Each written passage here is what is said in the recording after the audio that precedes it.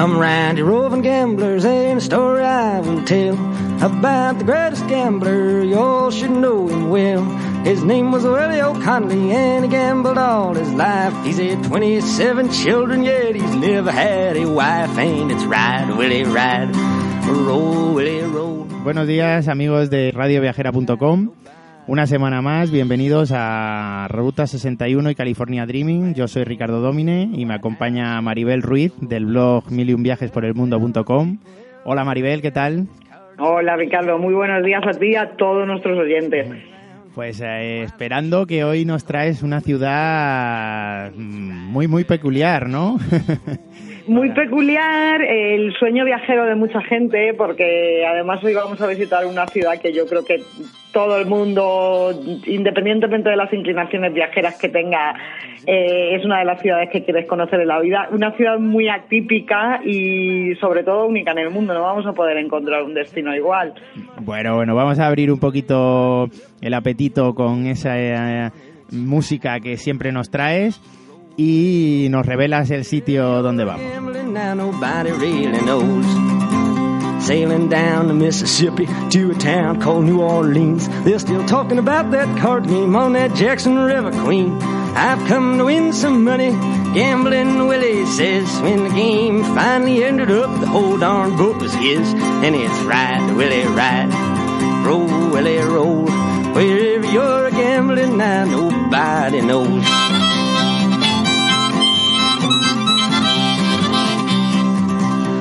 But Willie had heart of gold, and this I know is true. He supported all his children and all their mothers too. He wore no rings or fancy things like other gamblers wore. He spread his money far and wide to help the sick and poor. And it's ride, Willie, ride, roll, Willie, roll. Wherever you're gambling now, nobody knows.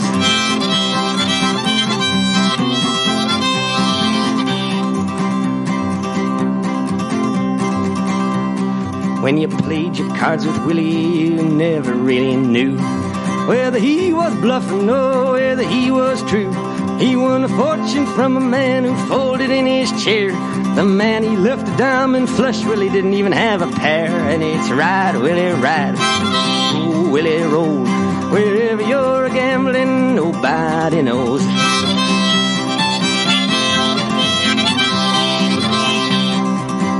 It was late one evening during a poker game. A man lost all his money, said Willie was to blame. He shot poor Willie through the head, which was a tragic fate. Willie's cards fell on the floor, they were aces back with eights. And it's ride, Willie, ride, roll, Willie, roll. Wherever you're gambling now, nobody knows.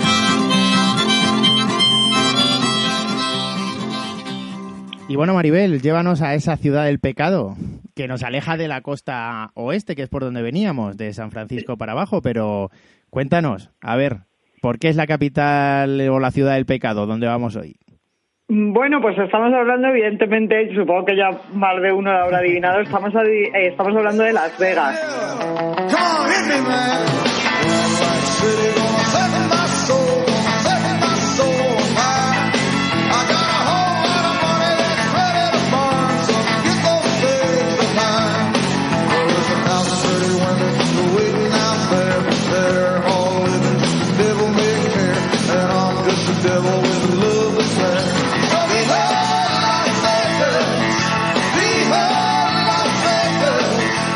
Mucha gente se piensa que es la capital del estado de Nevada, que además está pegadito a California, con lo que generalmente la gente suele combinar el viaje de California con lo que es Nevada, haciendo el triángulo de San Francisco, Las Vegas y Los Ángeles. En realidad la capital es Kansas City, que es una ciudad muy pequeñita, que en realidad no tiene apenas relevancia y yo creo que la mayoría de la gente que vamos a Las Vegas ni siquiera la pisamos, ¿no? Entonces, Las Vegas además a nivel, digamos, administrativo como ciudad es un lugar bastante curioso porque incluso el propio Strip, que es la avenida esta grandísima donde solemos quedarnos casi todos los turistas, la práctica ni siquiera pertenece a lo que es la ciudad de Las Vegas, ¿no? Entonces, bueno, acláranos eso de que no pertenece a la ciudad de Las Vegas porque Yo siempre he pensado que estaba en la ciudad de Las Vegas. Sí, pero es que en realidad, o sea, lo que es administrativamente hablando, o sea, en realidad los 7 kilómetros de longitud que tiene el Strip se encuentra en realidad entre dos pequeños pueblos que son Winchester y Paradise, que pertenecen al condado de Clark County, pero en realidad no pertenece en la práctica a Las Vegas. Entonces, es lo que te llama la atención, ¿no? Cuando llegas allí dices, bueno, si lo pienso realmente, aunque crea que estoy en Las Vegas, pero en realidad no estás en Las Vegas. Para ir a Las Vegas, digamos, real, habría que ir al auténtico downtown, ¿no? Que son los primeros casinos que se construyeron, digamos que es la zona decrépita de Las Vegas, ¿no? Yo suelo decir que son los casinos a los que ya van los más pasados de los pasados, la gente que menos dinero tiene, donde suelen estar las strippers, digamos, de serie B, ¿no? Y sí, es que es la verdad, ¿no? Porque en realidad, pues bueno, esos casinos tuvieron su auge, digamos, cuando se fundó Las Vegas, ¿no? Pero luego con toda la inyección de dinero sobre todo de las grandes franquicias, de los grandes magnates millonarios, ¿no? Pues se construyó, digamos, lo que yo llamo Las Vegas 2, ¿no?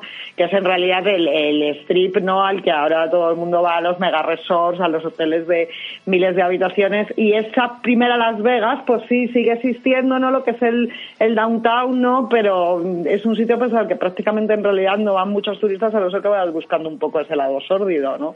O sea que realmente cuando te casas en Las Vegas te estás casando en Paradise.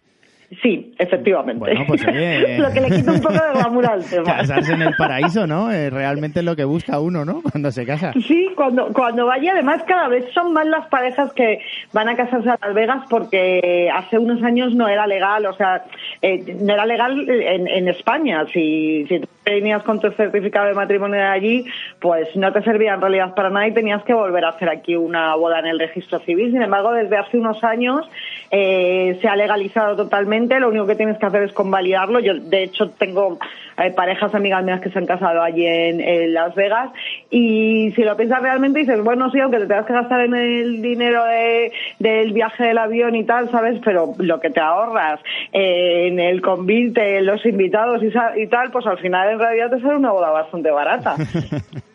Bueno, pues... Y aparte de eso, aparte de la ciudad del pecado, ¿no? Que ahora nos explicarás por qué le llaman la ciudad del pecado, también es la ciudad de las segundas oportunidades. ¿En qué aspecto? Que aparte le llaman la ciudad de las segundas oportunidades, que supongo que será pues porque una boda en Las Vegas antes siempre significaba que iba a haber una segunda parte. Es decir, te ibas a tener que casarte de nuevo porque no era legal en su momento. Pensaba que lo decías porque la mayoría de las bodas que se suelen celebrar en Las Vegas duran bastante poco. También probablemente también tendría ese significado, probablemente. Bueno, vamos a ir con un poquito más de música porque hoy traemos a grandes figuras de la música estadounidense, ¿no? De Las Vegas. Sí, de hecho, Las Vegas sí, por algo se ha caracterizado a lo largo de su siglo de historia, porque además es una ciudad muy nueva, ha sido precisamente por estar volcada lo que es para los espectáculos y ha servido también como catapulta incluso para artistas que estaban un poco de horas bajas. Ha sido como su último refugio, ¿no? Digamos un asilo, ¿no? de gente que estaba dando los últimos coletazos y que ha aprovechado Las Vegas para volver a tener un tirón. Entonces, a nivel espectáculo, yo creo que el que le guste la música, Las Vegas es uno de los lugares que debería visitar alguna vez en la vida.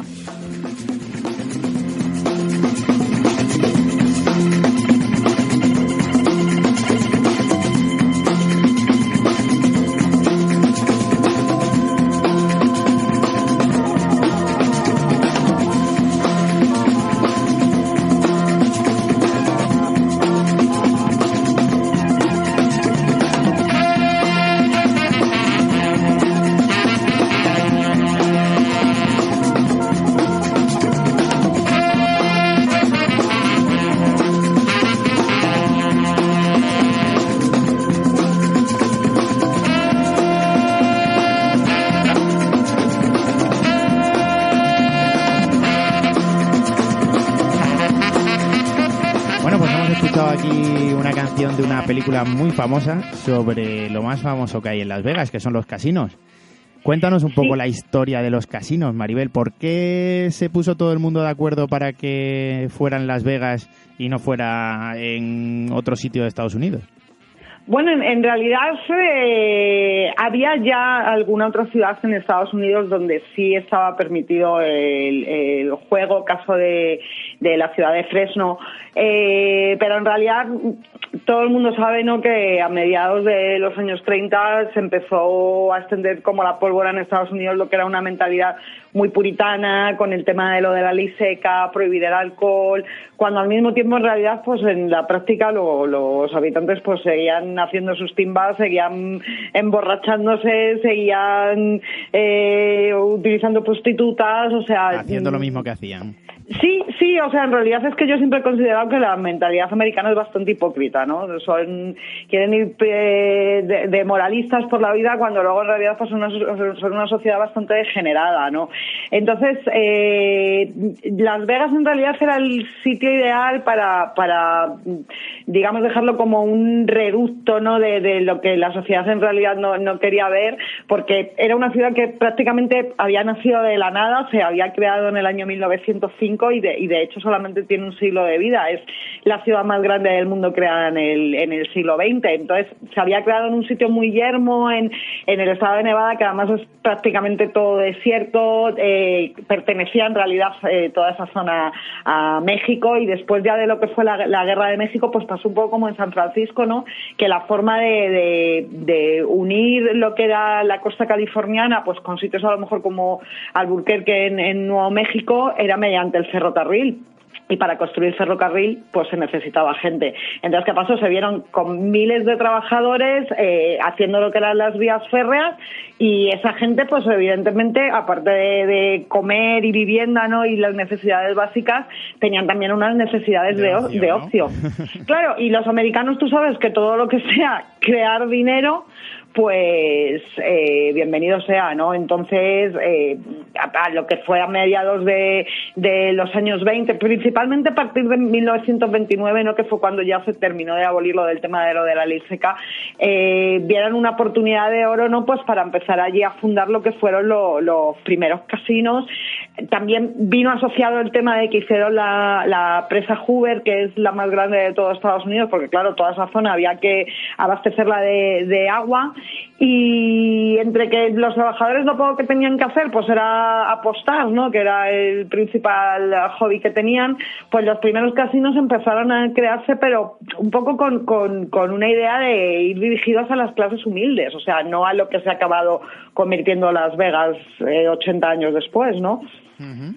Sí, desde luego, ahora la imagen que tenemos de Las Vegas es todo casinos enormes, llenos de luces, y bueno, todo un poco muy basado en eso para que la gente vaya a la imagen. Luego me hablabas de que había otra serie de casinos un poquito más suburbiales, ¿no?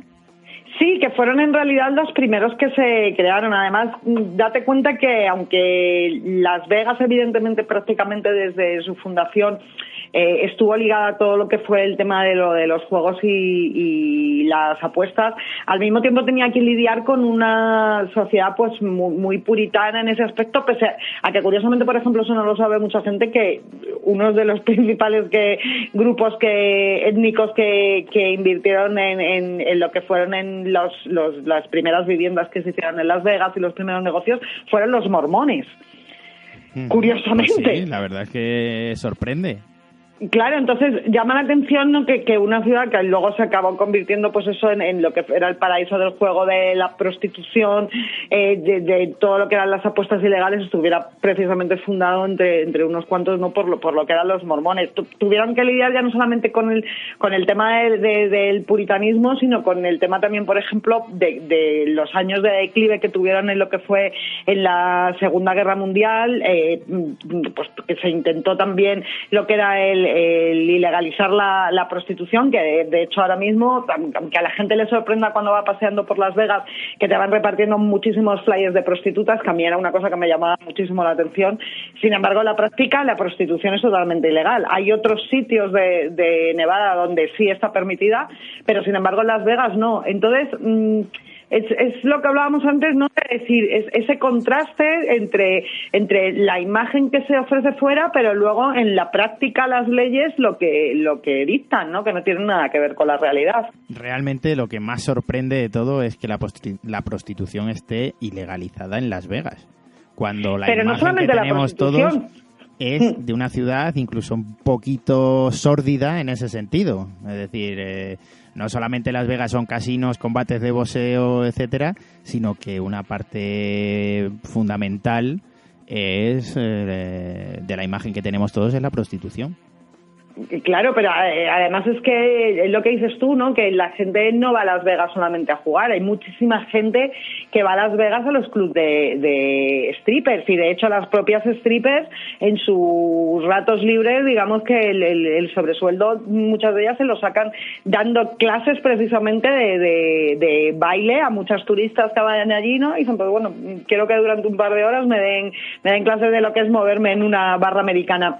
Entonces, llama la atención no solamente el tema de la prostitución, sino otro dato, por ejemplo, también que a mí me pareció súper curioso, sobre todo teniendo en cuenta que a los americanos les encanta el juego, y es que la lotería, por ejemplo, también es ilegal en Las Vegas, cuando la mayoría de los la mayoría de los Estados Unidos puedes comprar sin ningún tipo de problema un décimo de lotería. Bueno, pues en Las Vegas no, en Las Vegas también es ilegal. O sea, es perfectamente legal meterte en cualquier casino y gastarte el dinero jugando a la ruleta o a las máquinas tragaperras, pero sin embargo no puedes comprar un décimo de lotería.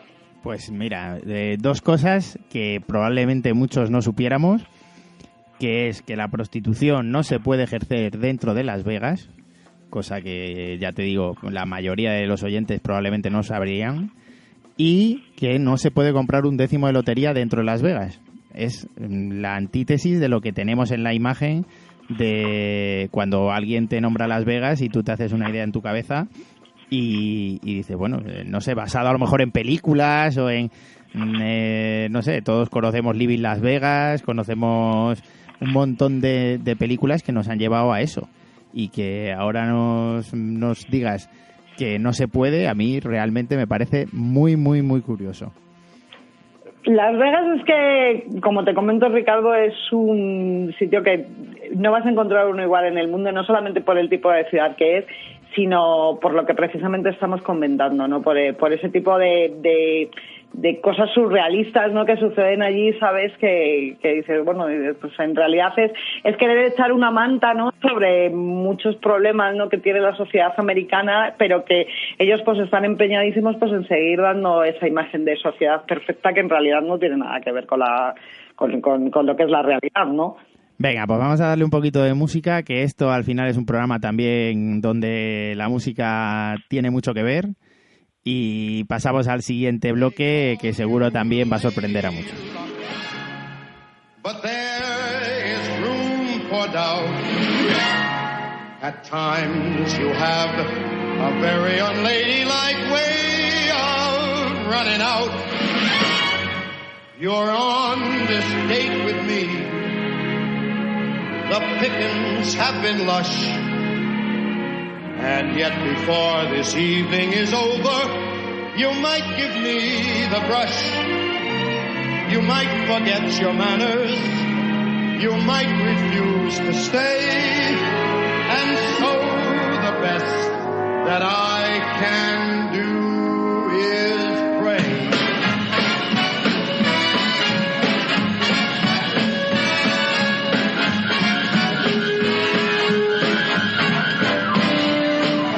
Luck be a lady tonight. Luck be a lady tonight. Luck if you've ever been a lady to begin with. Luck be a lady tonight.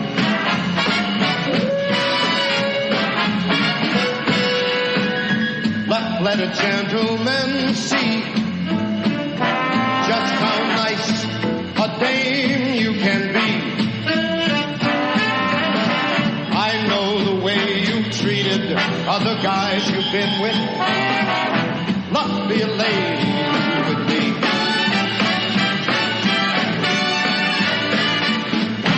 A lady doesn't leave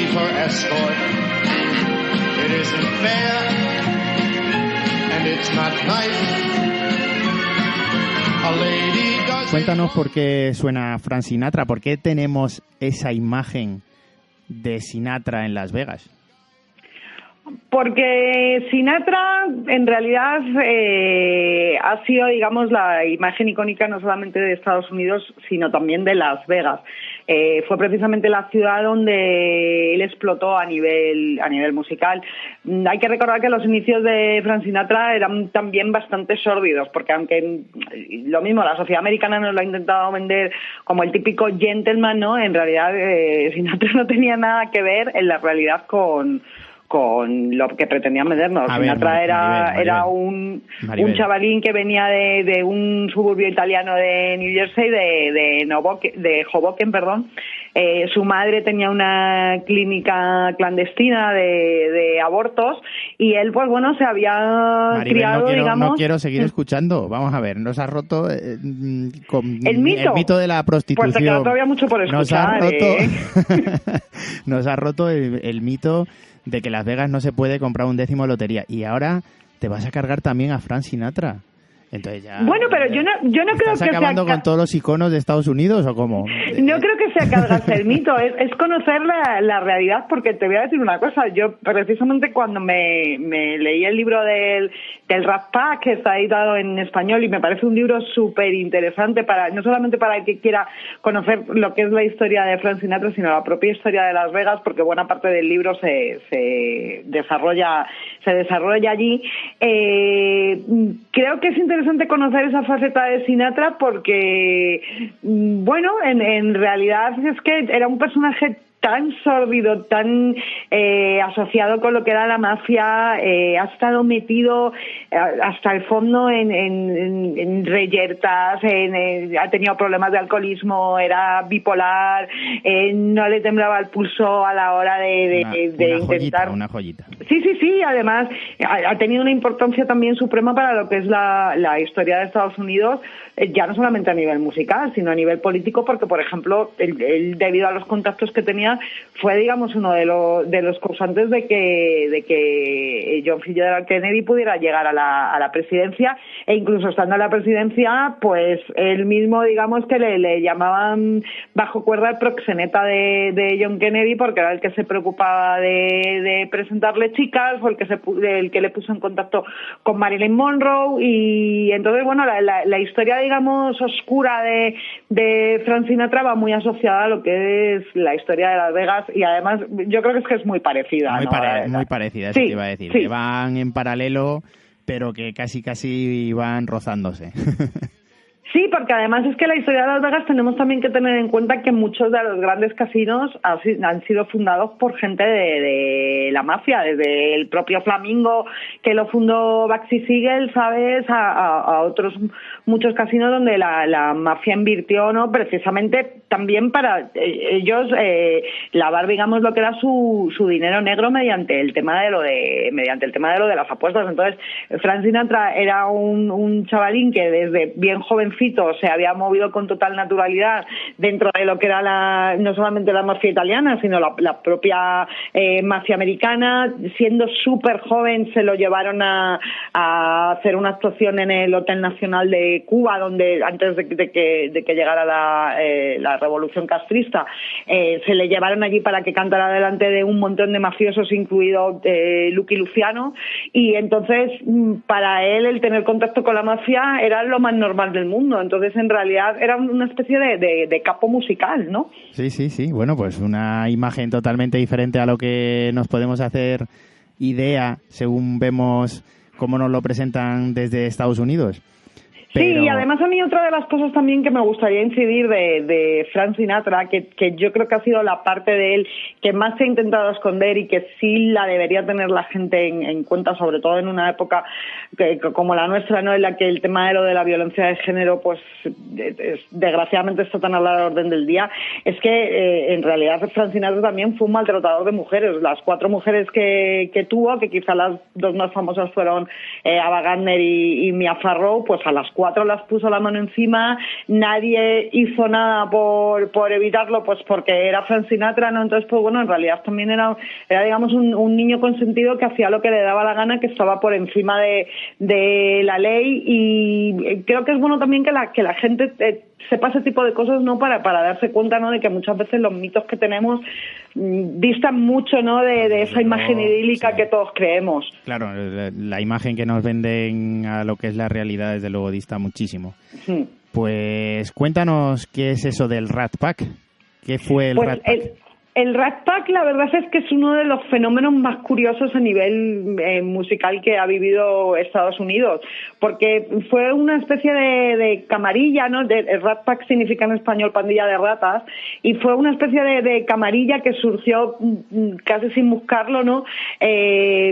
Precisamente cuenta la leyenda, ¿no? Que fue a raíz de un día que Humphrey Bogart estaba con su mujer, con Lauren Bacall allí en Las Vegas, y vio aparecer a Humphrey Bogart con Frank Sinatra, los dos con una borrachera descomunal, y se los quedó mirando y les dijo: parecéis una pandilla de ratas.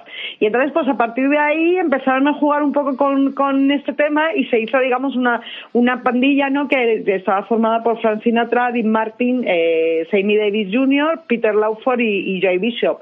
Y luego tenían, digamos, sus miembros honoríficas, ¿no? Que sí, porque, digamos, con que no formaban oficialmente parte de la pandilla, pues siempre, digamos, que les gustaba mencionarlas y dejarles un poco un hueco, ¿no? Y pues eran gente tan famosa como la propia Lauren Bacall, Marilyn Monroe, Judy Garland y sobre todo Shirley MacLaine, a la que sí que consideraban en realidad, digamos, el sexto miembro del Rat Pack. El Rat Pack tuvo muchísimo impacto durante varios años en Las Vegas, porque estuvieron dando un montón de actuaciones. Nunca se sabía quién de ellos iba a participar. Entonces, era una de las cosas curiosas, que a lo mejor la gente llegaba a ver un show de Rat Pack y entonces en el cartel que anunciaba, ¿no?, quiénes eran los que iban a actuar esta noche, decían maybe Frank Sinatra, maybe Sammy Davis. O sea, a lo mejor Frank Sinatra, a lo mejor Sammy Davis.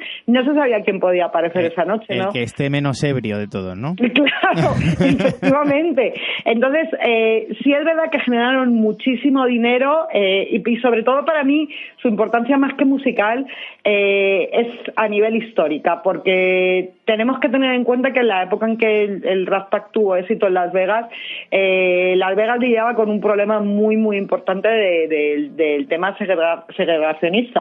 Digamos que la ciudad estaba dividida para negros y para blancos. Los negros vivían en sus barrios destinados para ellos, solamente se les permitía acceder a cierto tipo de trabajos, pues en plan camareras de hotel o cocineros, o sitios donde no se les viera de cara al público. Y el gran problema que se lidiaba en el Rat Pack es que, por ejemplo, Sammy Davis era negro.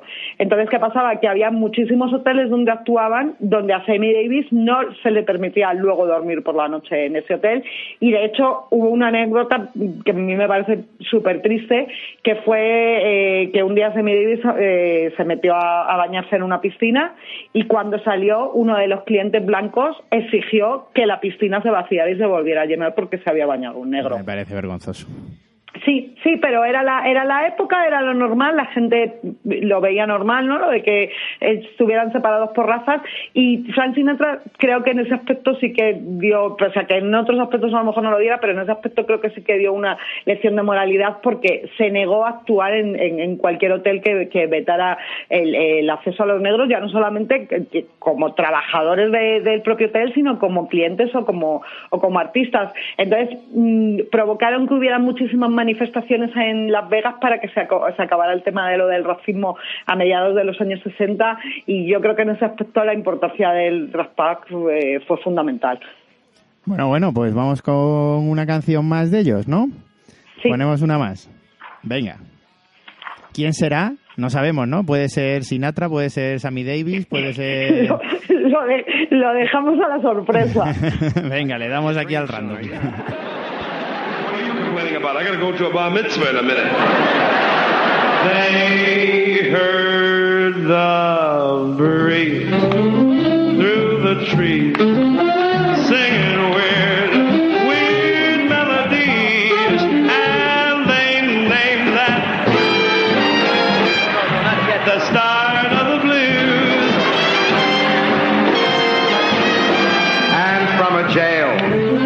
came a wail from a down-hearted frail, and they called that the start of the moon. From a whippoorwill high on a hill. How about that? They took a note. Oh, shut in a horn till it was born. I'll call you if I need you. Till it's a blue note. Get off the stage. And then they nursed it. And they rehearsed it. How does it feel to sit in the back of the bus? Then I came up the news that the Southland really gave birth. Let's give Dean a chance. Shut up. Safe? Safe? Safe? Am I safe? I'm safe. Stuck it in the hole. Forced it in a hole. Stuck it.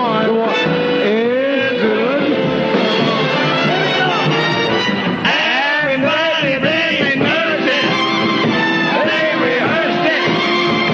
And they came up the news. That's the Southland. Bueno, pues otro de los iconos, además de los miembros del Rat Pack que hemos comentado antes, es Elvis. ¿Por qué Elvis es un icono de Las Vegas, Maribel? Pues principalmente porque es lo que comentábamos antes, ¿no? Que Las Vegas ha servido para revitalizar a muchísimos artistas que no estaban pasando por sus mejores momentos, y Las Vegas es una ciudad que vive, digamos, prácticamente para el ocio, o sea, es de lo único de lo que se nutre.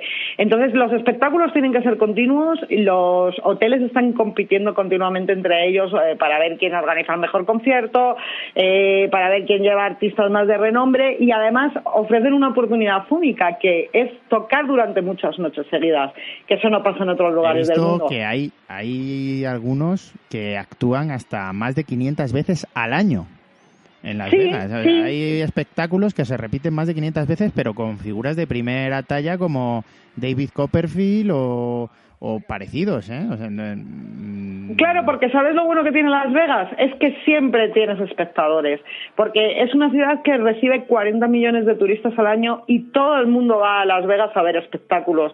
Entonces, sabes que tienes un público asegurado, por lo tanto, si los hoteles les viene bien que tú estés actuando allí, porque eso les supone unas ganancias, y a ti te supone el tener una serie de espectadores que probablemente a lo mejor en conciertos en otras ciudades no ibas a conseguir, salen ganando los dos.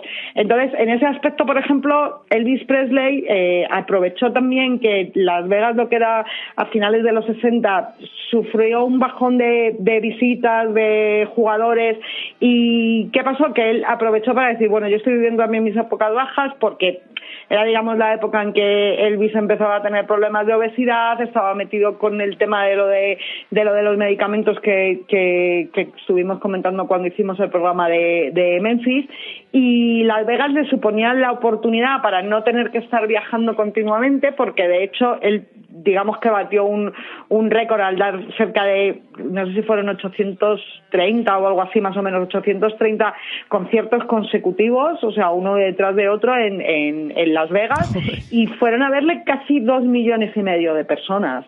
Entonces, eso fue desde el 69 al 77, en 8 años. Imagínate lo que es durante 8 años, ¿no? El decir, tengo mi público asegurado, y más cuando él sabía que el nivel de popularidad de Elvis estaba bajando, y ya no solamente a nivel de él como persona, sino a nivel de que también la música estaba cambiando a principios de los años 70, ¿no? Entonces estaban empezando a pegar grupos como los Rolling, se estaba, digamos, rockerizando lo que era la escena musical, y la figura de Elvis ya no tenía la potencia que tenía a finales de los años 50. El rey del rock ya pasó a estar un poco anacrónico, ¿no?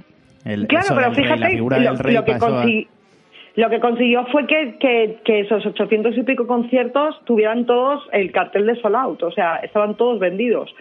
Y eso en cualquier otro lugar del mundo, pues Elvis no lo habría podido conseguir. Y bueno, mucha gente también culpa a Las Vegas de lo que fue el deterioro de su matrimonio con Priscilla, porque él pasó muchísimo tiempo en Las Vegas. Priscilla casi siempre estaba en Graceland. Y felices los cuatro, ¿no? Claro, y además, pues bueno, se comentaba, ¿no?, de que Elvis tenía muchísimos romances allí en Las Vegas. Se cuenta la leyenda, que una anécdota, ¿no?, que la verdad es que es bastante curiosa. Nadie ha podido confirmarla, pero bueno, la verdad es que es bastante graciosa, ¿no?, de que Elvis era un fanático de las artes marciales. De hecho, era cinturón negro séptimo dan, y le gustaba muchísimo en sus noches libres pues acercarse a ver combates de lucha libre. Y entonces pues se cuenta que una de las noches fue a ver combatir a dos personajes que eran prácticamente desconocidos, y cuando llegó se encontró a un ruso que medía casi 2 metros, y justo enfrente de él había un señor mucho más pequeñito, más bajito, ¿sabes?, que nadie en realidad apostaba por él, y él dijo: yo voy a apostar por el pequeño. Entonces, según empezó el combate, pues el pequeño dio una patada de estas voladoras que nadie ni se imaginaba. El combate duró 2 segundos, y ese combatiente por el que Elvis apostó, que prácticamente yo creo que fue el único del estadio que se animó a hacerlo, era Chuck Norris. Anda. ¿Sí? Pues mira, una anécdota muy curiosa, sí, mezclando dos personajes muy icónicos de Estados Unidos, cada uno por lo suyo. Sí, y además es que de hecho se cuenta que a partir de entonces Priscilla, pues como estaba tan mosqueada con el tema de que Elvis no hacía caso, de las infidelidades y tal, empezó a quedar con Chuck Norris y con Mike Stone, que era el entrenador personal de Elvis Presley, ¿no? Entonces, pues bueno, no se sabe en realidad qué tiene de leyenda y qué no, ¿sabes? Pero bueno, siempre da un toque ahí no diferente a lo que él fue la estancia de Elvis en Las Vegas. Sí, sí, desde luego, desde luego. Bueno, pues vamos a poner un poquito del Rey.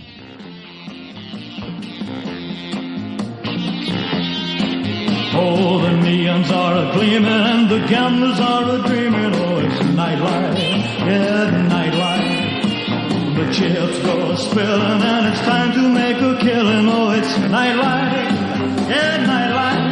Oh, the pockets are a-burning and the money flies. The dice go a-turning and you hit snake eyes. You can't be a quitter when you're caught up in the glitter of the nightlife, nightlife. Them long-legged women who will take you for a trimming. Yes, it's nightlife, oh, nightlife. Their lips taste like honey, but they're out to spend your money. Yes, it's nightlife, oh, yeah. Just roll that 7 and you'll hear them shriek. A 7 call 11, it's a lucky streak. You can't beat the drama, the excitement and the glamour of the nightlife. I said the nightlife.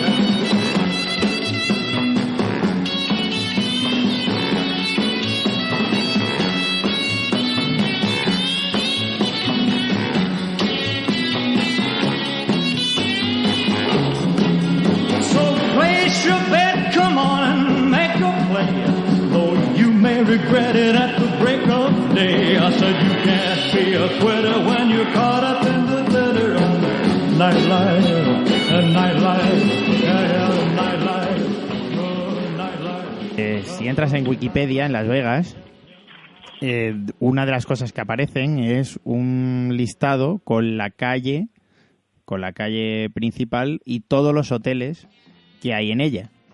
Porque los hoteles, quieras que no, son realmente los monumentos que hay en Las Vegas. Porque sí, es que esa es la gran atracción de Las Vegas, es que no hay otra. O sea, el que quiera obviar los hoteles al tema de los casinos de Las Vegas no va a encontrar. Pues cuéntanos un poco cuáles son los que más te llamaron la atención, los que más te gustaron y los que menos te gustaron. Pues mira, la verdad es que es muy curioso el visitar el Strip, porque yo recuerdo que cuando fui a Las Vegas, tengo una amiga que vive allí en Estados Unidos, y antes de irme la pregunté, digo, Ana, digo, ¿tú cuando estuviste, digo, qué fue lo que más te impresionó de la primera vez que llegaste a Las Vegas? Y me dijo, mira, yo la recomendación que te doy es que llegues de noche. Dice, porque el llegar desde lo que es la oscuridad absoluta del desierto y de repente verte en una calle que tiene 7 kilómetros, en las que te ciegan prácticamente las luces. Es una experiencia única. Entonces, yo sí es algo que recomiendo a la gente que cuando vaya a Las Vegas intente llegar de noche, porque es mucho más espectacular que cuando llegas de día. Y en realidad el Strip, lo que es eso, es una avenida gigantesca, llena de hoteles, a cual más excéntrico, porque parece en realidad un parque de atracciones, ¿no? Entonces, una en competición invierno, entre nuevos ricos, ¿no? A ver cuál lo hizo más hortera. Sí, porque en realidad es que son muy, muy estrafalarios, ¿no? Entonces, sí que es verdad que, por ejemplo, si vas en invierno, como cuando fui yo, que las temperaturas a lo mejor pueden ser de 15 a 16 grados, con lo que puedes andar perfectamente por la calle, es muy agradable el pasear, pero si vas, por ejemplo, en verano, que a lo mejor las temperaturas se van a los 45, están muy bien montados porque están todos unidos entre ellos como por una especie de pasarelas que tienen aire acondicionados, e incluso hay como una especie de trenecito que te va llevando de hotel en hotel, ¿no? Pues para facilitar lo que es el paseo de los turistas. Hay muchísimos hoteles para elegir. También yo sí que aviso que cuando yo estuve, que fue en el año 2006, era la época, digamos, un poco también de declive de Las Vegas, entonces los precios estaban prácticamente tirados. Yo estuve en plena Navidad y recuerdo que nos costó una habitación en el Hotel Excalibur, que bueno, a mí me pareció con diferencia de los más horteras que había en el Strip, nos costó como $50 la noche en plena Navidad, sabes que es una bicoca, y sin embargo tengo amigos que han ido hace un par de años. Me han dicho que los precios de Las Vegas se han vuelto a disparar, que ha pasado de ser una ciudad muy, muy barata, porque además se fomentaba, digamos, el que los hoteles fueran tan baratos y los buffets también, precisamente para que la gente se dejara el dinero en los casinos. Claro, entonces, si tú te planificabas un viaje a Las Vegas y decías, pues si es que el alojamiento me va a salir tirado, pues todo lo que te ahorrabas no te lo dejabas al final en los casinos. Y sin embargo, ahora en los últimos tiempos ha vuelto a encarecerse mucho el tema de lo del alojamiento. Entonces, sí que es verdad que ahora a la hora de elegir alojamiento sí hay que tenerlo un poco en cuenta, de que los precios han subido mucho, pero también es verdad que estar en hoteles pues tan fantásticos a lo mejor como el Venetian, que es Venecia directamente, o sea, tiene sus canales con sus gondoleros, tienen los edificios hechos como si fueran el Palacio Ducal o el Hotel Luxor, por ejemplo, que tiene una pirámide acristalada grandísima y una esfinge que es incluso mayor que la propia esfinge, o el Caesar Palace, que está todo inspirado en lo que fue el Imperio Romano. Pues son hoteles muy, muy espectaculares que yo creo que, bueno, que aunque te dejes unas pelillas, pero hay que visitar al menos una vez en la vida. Hombre, la entrada a los hoteles sí que es gratuita, ¿no? Sí, la entrada es totalmente gratuita, y además eso es otra de las cosas también que me gustaría comentar a la gente, que a mí me llamó también bastante la atención para bien, y es que generalmente en casi todos los hoteles, todo el tiempo que tú estés jugando a cualquier juego, generalmente la gente lo que más juega es a las máquinas tragaperras, cualquier bebida que tomes es totalmente gratuita, y eso te incluye champán. O sea, yo he pedido una botella de champán en uno de los hoteles en los que estábamos jugando y me la han traído y me la he bebido, ¿sabes? Y no te cobran ni un duro. Puede parecer que es pérdida de dinero para ellos, pero en realidad no lo es, porque tú en el momento que te chispes un poco te vas a gastar más dinero.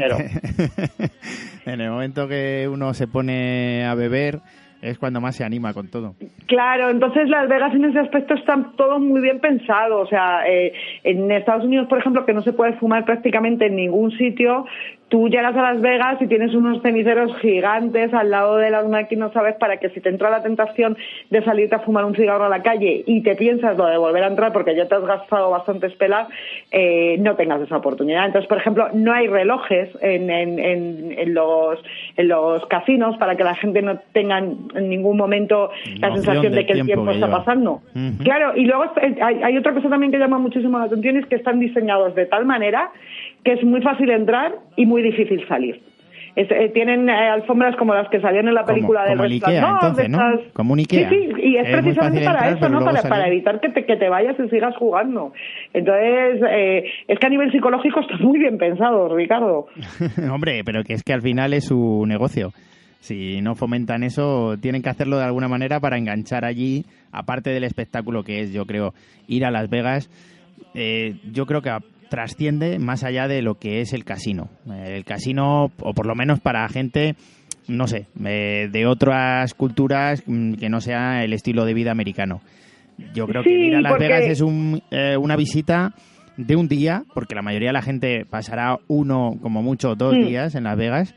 No, nadie se va a tirar una semana en Las Vegas, a no ser que quieras vivir como Nicolas Cage en Living Las Vegas o que te sobre el dinero y quieras estar allí, bueno, pues disfrutando de otros placeres de la vida. Pero la visita a Las Vegas para un turista medio y de, bueno, pues de otras nacionalidades, yo creo que es de 1 o 2 días. Y el espectáculo, más que ir al casino, es ir a ver, bueno, pues eso, hoteles o ver la cultura de ellos. Entonces, esa cultura pasa porque el casino, tú te has que entrar a jugar y te enganche lo máximo posible. Sí, porque además tú creo que lo has descrito muy bien, ¿sabes? De que yo creo que el problema es que la mayoría del turista medio se queda con una imagen superficial de Las Vegas, de todo lo que es el glamour que envuelve a los casinos, los hoteles, todo en plan mastodóntico, las luces, los espectáculos. Y yo, sin embargo, en ese aspecto es que soy una persona súper observadora cuando viajo, entonces me gusta más incluso centrarme, ¿no?, en lo que es el comportamiento de la gente que a lo mejor los sitios que estoy visitando. Y a mí, cuando me fui de Las Vegas, me fui con una sensación muy agridulce, porque por un lado me lo había pasado súper bien, me había encantado la ciudad, porque ya te digo que es toda una experiencia, pero al mismo tiempo pues me fui bastante triste porque vi escenas que no había visto en ningún otro lugar del mundo. Entonces yo recuerdo, por ejemplo, en el hotel donde estábamos, que una de las mañanas que salimos vi a una señora de unos 80 años o por ahí en bata, en zapatillas, sin peinar, y la mujer estaba jugando desde las 9 de la mañana a la máquina tragaperras, y cuando volvimos a las 8 de la noche seguía en el mismo sitio jugando. Entonces, ya hablando con la recepcionista, la pregunté y tal, y me dijo que era algo súper habitual, que gente que a lo mejor se había quedado viuda o no tenían familia y estaban completamente solos, llegaban, vendían su casa, se iban a vivir a una habitación de un hotel de Las Vegas y se podían tirar 14, 16 horas diarias pegados a una máquina, y en realidad es que lo más triste es que si tú te fijabas en la gente, muchos de ellos ni siquiera estaban mirando las máquinas, estaban mirando a lo mejor una esquina del techo, o sea, con la mirada totalmente perdida. Entonces, en realidad te dabas cuenta que ni siquiera era un problema de ludopatía, que era un problema de soledad, ¿no? Joder, pues eso es muy duro, ¿eh? Sí, por eso te digo, sabes, que Las Vegas, pues, bueno, te puede venir con una sensación, ¿no?, de que has estado en un sitio pues muy lúdico y tal, pero yo creo que Las Vegas tiene un lado muy sórdido, que es un reflejo muy muy triste, ¿no?, de lo que es la sociedad americana y de la cantidad de gente sola que hay viviendo allí, ¿sabes? Porque lo que hablabas antes de lo de Nicolas Cage en Living Las Vegas, hay mucha gente como Nicolas Cage en esa película, ¿sabes? O sea, no es un personaje de ficción, es algo que realmente... Si te dan la bebida gratis, Maribel, ¿cómo no va a verlo? Eso porque no lo sabe la mayoría de la gente, ¿eh? Pero en realidad lo que hay que buscar no es cuál es la raíz de ese problema, ¿no? O sea, ¿por qué alguien puede gastar 16 horas diarias, ¿sabes?, en estar pegado a una máquina? Entonces el problema yo creo que no es que te guste el juego, ¿no? El problema es que a lo mejor no tienes nada más en la vida que te motive, ¿no? Entonces es lo que yo creo que es realmente triste de Las Vegas, ¿no? Que es el refugio de muchísima gente que no tiene nada más en la vida y que lo ven como, pues bueno, la oportunidad pues de gastar sus años sin pensar en que en realidad son gente que se sienten realmente muy sola. Bueno, vamos a cambiar un poquito el tono. Vamos a irnos a un poco de música, con esa imagen de Las Vegas. ya que Las Vegas refleja ese aspecto tan lúdico, tan visual de luz y al mismo tiempo esa parte tan lúgubre y tan sórdida, pues ponemos un poquito de música, un poquito de rock y continuamos.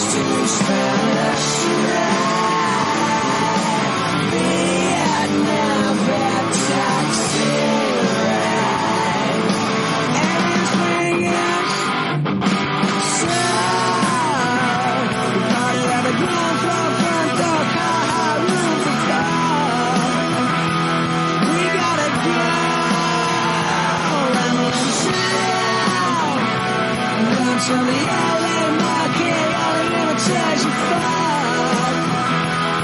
You gotta go now we're leaving LAS Vegas suits hands. Crazy house to Spanish rap.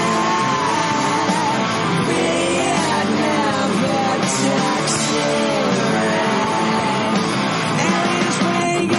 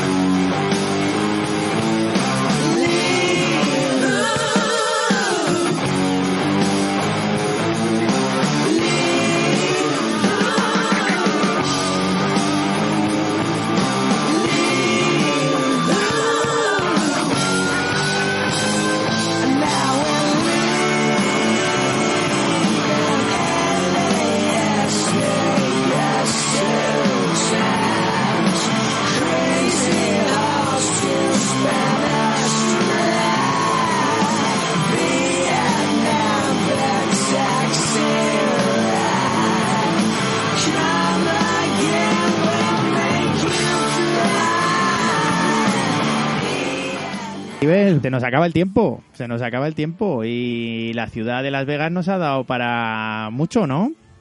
Pues nos ha dado para tanto como que yo creo, Ricardo, que se nos ha quedado un poco corto el programa. A ver qué solución da. Pues la solución es hacer otro. Hacemos otro episodio sobre Las Vegas la semana que viene, ¿vale? Y nos cuentas todas esas anécdotas que tenías ahí preparadas. Anécdotas que cuando hemos hablado, algunas me parecen increíbles. O sea, me parece que eso es de auténtica ciencia ficción. Sí, pues prepárate para el programa que viene porque la verdad es que tengo un montón de anécdotas guardadas de Las Vegas que yo creo que la mayoría de la gente no conoce, ¿sabes? Muy, muy curiosas y yo creo que el programa de la semana que viene va a estar muy, muy interesante. Bueno, amigos, pues ya sabéis, la semana que viene nuevamente Las Vegas. Y aquí despedimos a Maribel por esta semana. Muchísimas gracias, Maribel, como siempre. Muchísimas gracias a ti, como siempre. Programa tan bueno y lleno de datos que ayudan mucho a viajar. Y sobre todo, bueno, pues escuchadnos, abrir vuestras orejas al máximo para la Ruta 61 y a California con Maribel en miliunviajesporelmundo.com. Y también podéis seguirnos, por supuesto, a través de redes sociales en radioviajera.com y descargar nuestros podcasts. Y pasadlos a todos vuestros amigos y, sobre todo, mira, si estáis pensando en casaros en Las Vegas, que es algo que se le pasa a uno por la cabeza muy a menudo, pues ya sabéis dónde tenéis que escuchar para no perder ni un detalle. Maribel, nos vemos la semana que viene. Muy bien, Ricardo, un abrazo. Un beso. Y vamos a dejaros con una canción que os da unos buenos consejos para que podáis jugar en Las Vegas. El Jugador. Tomad buena nota y disfrutad, amigos. On a warm summer's evening, on a train bound for nowhere, I met up with a gambler. We were both too tired to sleep, so we took turns of staring out the window at the darkness till boredom overtook us, and he began to speak. He said, son, I've made a life out of reading people's faces, knowing what the cards were by the way they held their eyes. So if you don't mind my saying, I can see you're out of aces. For a taste of your whiskey, I'll give you some advice. So I handed him my bottle, and he drank down my last swallow. Then he bummed a cigarette and asked me for a light. And the night got deathly quiet, and his face lost all expression. Said, if you're gonna play the game, boy, you gotta learn to play it right. You got to know when to hold up, know when to fold up, and know when to run. You never count your money. When you're sitting at the table, there'll be time enough for counting when the dealing's done.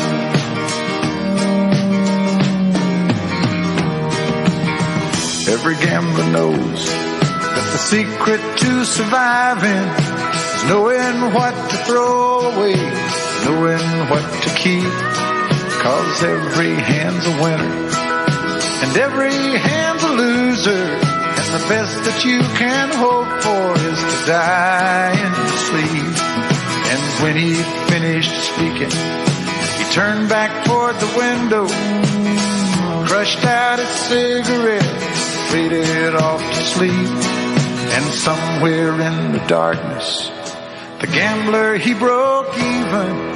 But in his final words, I found an ace that I could keep. You got to know when to hold up, know when to fold up, know when to walk away, and know when to run.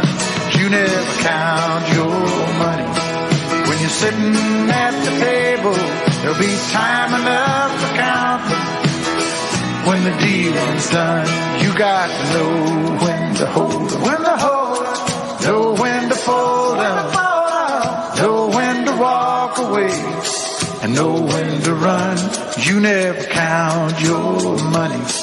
When you're sitting at the table, there'll be time enough for counting when the dealing's done. You got to know when to hold them, know when to fold them, know when to walk away, and know when to run. You never count your money when you're sitting at